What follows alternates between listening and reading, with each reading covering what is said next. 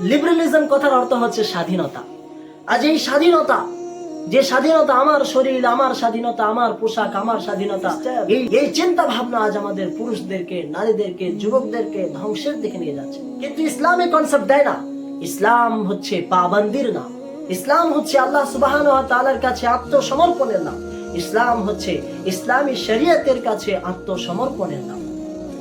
ইসলামী concept হচ্ছে যে শরীরের স্বাধীনতা নয়, বরং এই শরীর যিনি বানিয়েছেন স্বাধীনতা তার। এই শরীর যিনি বানিয়েছেন, এই শরীরকে যিনি সাজিয়েছেন, লাকাদ খালাকানাল ইনসানা ফি আহসানি তাকবীম, যিনি মানুষকে অত্যাধিক ভাবে সুন্দর করে বানিয়েছেন, স্বাধীনতা তার। মহান আল্লাহ সুবহানাহু ওয়া তাআলা বলেন, লাকাদ কাররামনা বানি আদম, আমি মানব জাতিকে অনেক সম্মানী করেছি, অনেক গুণে গুণান্বিত করেছি, সুতরাং স্বাধীনতা তার।